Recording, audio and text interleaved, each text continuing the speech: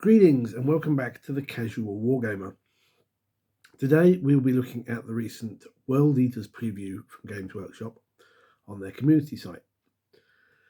World Eaters have always been a part of the old Chaos Space Marine faction, and it's only been the last few months that they've had an actual self-contained codex of their own. One of the last books of 9th edition before we transfer to the new 10th. They are quite a nice, strong army. I've faced them on a couple of occasions already. Not quite as bad as I thought they were going to be. They're strong, but they're not silly strong. At least not in my expectations, my experience rather.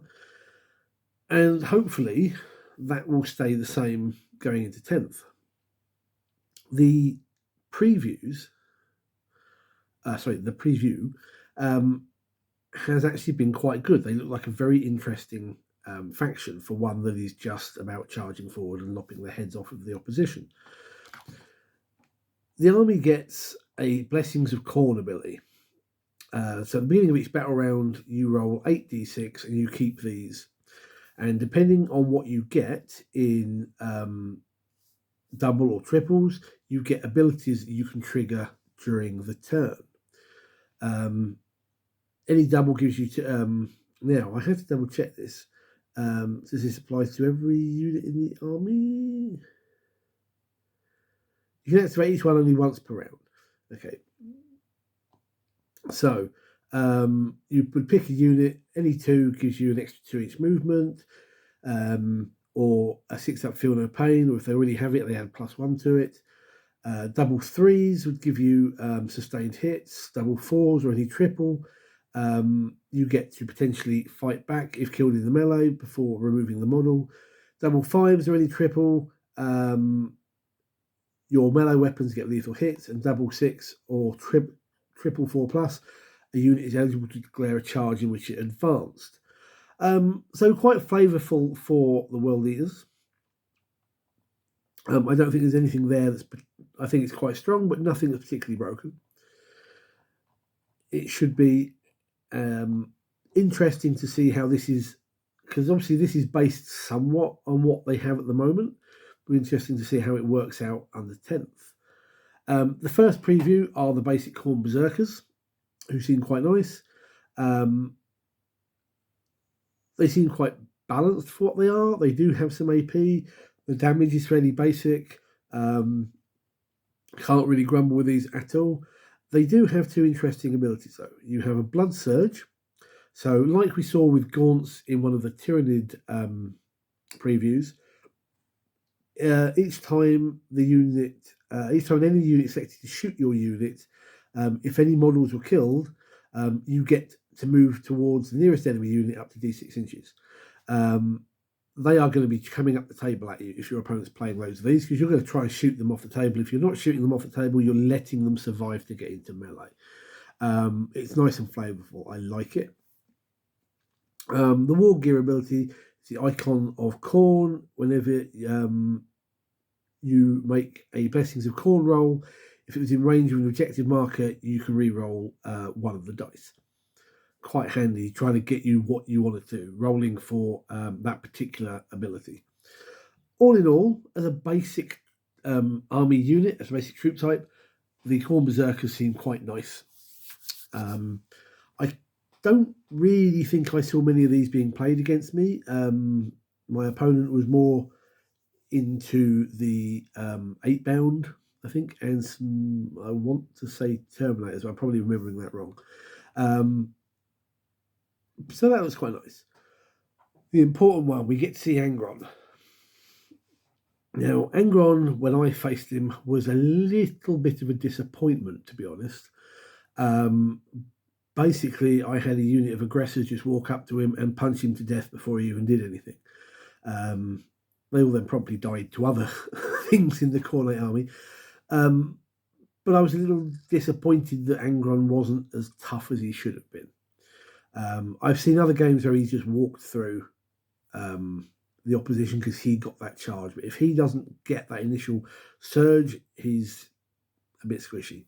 This one looks a little bit better. Again, we're going to have to see how it plays out under 10th. But his stat line looks good. He's got his usual melee weapons, the Samniarius and the Spine Grinder, and he has two options. He can either strike or he can sweep. The strike is pretty much a marine killer. 8 attacks, hitting on 2s, strength 14, so wounding most things on 2s, AP -4, D6 +2 damage. He's going to be wading into a unit of marines, even Terminators, I think, and just going bye-bye, thwack. The sweep is 18 attacks, still hitting 2s, strength 8, so pretty much most little things like guardsmen or gaunts or what have you are wounding on 2s. The AP is only -2 and it's 2 damage. I still think he's going to be wading into the little guys and smashing them to pieces. It seems like this is what Angron was meant to do. Let's get on with it. Now, he has Reborn in Blood, which is the old, he comes back from the warp after he's been defeated. So each time you make a Blessings of Khorne roll, if he has been destroyed, you can use a 666 from that roll to use this ability, and if so, he is no longer destroyed and placed into reserves on full wounds. You still get to bring him back if you can.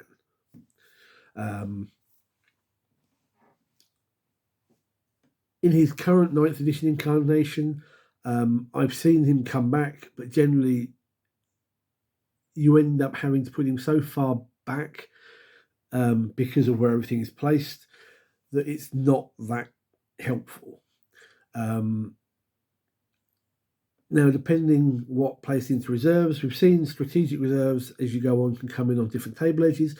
If he can just walk on a table edge, your opponent's table edge or what have you, or close to, he's going to get a second chance to go in there and smash. I think Angron is going to be a lot better this edition because of that. He's also got a Wrathful Presence, so like the other main characters, in this case, at the start of your charge phase, you can pick one of 3 abilities to enact. Glorious Bloodletting, so World Eaters units within 6 get +1 charge. You can have Infectious Rage, where World Eater units below starting strength get +1 attacks with melee weapons. And Righteous Slaughter, where again, any friendly World Eater within 6 inches makes an attack, you can reroll the hit roll. Again, as I say, I think Angron's going to be the big bad of this edition, although we haven't seen Kharn or Lord Invocatus. And he's got a 4-up invulnerable save, which is what, we would expect. I say I like Angron. I think he's really good. I think he's going to be a lot better in 10th by the sound of things. Big thumbs up for the old World Eaters. The weapon spotlight for this one was just a Demon Gore cannon from the I forget what it's called now, Lord of Skulls, which looks quite nasty, but it's very short range. If you can keep away from it, okay. Otherwise, yes, it's going to be hurty. But D6 attacks, although it is blast, you might not suffer too badly from it. The important one is the stratagem that they are showcasing in this particular preview, the Blood Offering. So any World Eaters unit from your army that has been destroyed within range of an objective marker becomes sticky. Literally. Sticky with their own gore and their own skulls. So if they are destroyed whilst holding an objective, you can spend 1 CP and you still control that objective because it's basically covered in their entrails and bits. I like that. That's quite thematic, and it's kind of keeping in the old, or I should say present, sort of secondaries where you control objectives by units being killed on them. Like it, very thematic. All in all, not a bad little preview. I think that's showing that the World Eaters are going to be good in 10th, at least to start with. I can see them being quite tough to deal with, and any points aside, pretty much Angron is going to be there in most lists, I think. What do you think on the World Eaters? Do you agree? What are your thoughts on Angron now? I know a few people didn't seem quite so happy with him in this version, but I don't really understand why. Let me know what you think. Give us a like. Yay. And hit the subscribe button, and I'll see you guys in the next video. Take care. Good gaming.